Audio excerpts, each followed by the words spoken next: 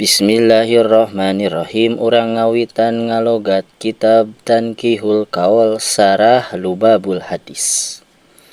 Halaman awal. Bismillahirrahmanirrahim. Alhamdu ari sadaya jenis puji lillahi eta tetep kagungan Allah. Allazi anu ja'ala anu ngajadikeun ieu lazi ahadisan nabi kana pirang-pirang hadis Kanjeng Nabi. Al Mustafa anu terpilih fil ihtidai dina seperti petunjuk, mislan nujumi seperti bintang-bintang. Wa ashhadu sareng nyaksikeun an kana sanyana kalakuan sareng tingkah la ilaha teu aya deui pangeran anu maujud anu wajib diibadahan anu hak ditaati parentah sareng laranganana illallahu kajaba Gusti Allah. Wa anna Muhammadan sareng sanyana Kanjeng Nabi Muhammad Rasuluhu eta teh utusan Allah. Allazi anu a'to anu geus masihan hu kana ieu lazi asrarul ulumi tentang rahasia ilmu. Wassalatu sareng ari rahmat wassalamu sareng kasalamatan ala abdoli khalqihi ka pangunggul-unggulna makhluk Muhammadin eta teh Kanjeng Nabi Muhammad sallallahu alaihi wasallam al mab'uthi anu diutus bil mu'jizati bari nyandak mukjizat. Wa ala alihi sareng kakulawargina Kanjeng Nabi musabihi anu jadi petunjuk ad-dalalati anu panjang. Wa ashabihi sareng eta tetep ka sahabatna Kanjeng Nabi anjumil hidayati anu seperti bintang-bintang anu masihan petunjuk. Janten pertama musannif Syekh Nawawi berucap alhamdu memuji kepada Allah yang telah menjadikan pirang-pirang hadis Kanjeng Nabi yang terpilih, lalu bersaksi bahwa tiada Tuhan selain Allah dan Nabi Muhammad utusan Allah yang telah memberikan rahasia-rahasia ilmu. Lalu rahmat dan salam muga tertuju kepada makhluk paling unggul sejagat raya, yakni Kanjeng Nabi Muhammad anu yang telah diutus sambil membawa mukjizat. Juga kepada keluargina Kanjeng Nabi anu ngajadikeun petunjuk anu panjang dan sahabat Kanjeng Nabi yang seperti bintang yang memberikan petunjuk. Amma ba'du, anapun dina sabada maca alhamdulillah sholawat bismillah alhamdulillah sholawat sinareng salam.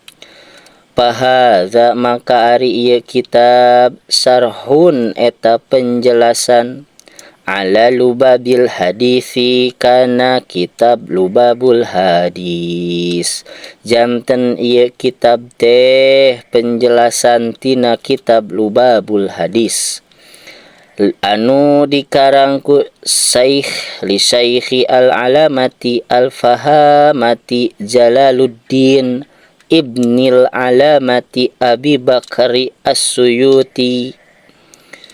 Tagommada muga ngalimpahkeun hu ka Syekh Jalaluddin As-Suyuti saha Allahu Gusti Allah birahmatihi kana rahmatna Allah wa askana sareng muga nempatkeun Allahu kana kasih Jalaluddin As-Suyuti Fasiyaha jannatihi di tempat anu luas di surga na Allah. Samaitu ngangaranan kuring hu kana ieu kitab dinamian ieu kitab teh ku Syekh Nawawi nyaeta Tankihul Qaulil Hasisi fi Syarhi Lubabil Hadisi. Tankihul Qaulil Hasisi mengkoreksi eusi cariosan anu menganjurkan Bisarhi Lubabil Hadisi dalam menjelaskan intisari hadis. Maka dinamian Tankihul Qaul. Wallahu sareng ka Allah hungkul as'alu nyuhungkeun ayyaj'ala kana yen ngajadikeun Allahu kana ieu kitab khalisan karena ikhlas liwajhihil karim karena Allah anu mulia. Wasababan sareng muga ngajadikeun Allah kana ieu kitab lifauzi bizanatin na'imi pikeun menangkeun kabahagiaan lifauzi pikeun menangkeun kabahagiaan bijanatin na'imi di pasihan surga naim. Wa ayyahtima sareng muga ngajadikeun Allah likatibihi pikeun penjelasan ieu kitab bi khairin kalayan akhir hayat anu sae. Amin. Amin. Maka di dia saatos Syekh Nawawi memberi nama terhadap kitab ini, lalu wallahu as'alu ayyaj'alahu khalisan liwajhihil karim, ngan wungkul ka Allah nyuhungkeun kaula supaya naon, supaya ngajadikeun Allah kana ieu kitab teh kitab anu ikhlas sejak karena Allah anu mulia. Wasababan li fauzi bizanatin na'imi jeung muga ngajadikeun Allah pikeun kana ieu kitab pikeun menangkeun kabahagiaan di surga na Allah. Wa ayyahtima likatibihi bi khairin oge muga ngajadikeun Allah pikeun penulis ieu kitab bi khairin amin kalayan akhir hayat anu sae. Amin ya Allah ya rabbal alamin. Mudah-mudahan ditakdirkeun janten jalmi anu husnul khotimah saur Syekh Nawawi teh. Wa ayakhtima likatibihi teh pikeun penulis ieu kitab. Wa'lam, lalu apa pendorong Syekh Nawawi sehingga mengkarang ieu kitab? Naon sih pendorongna?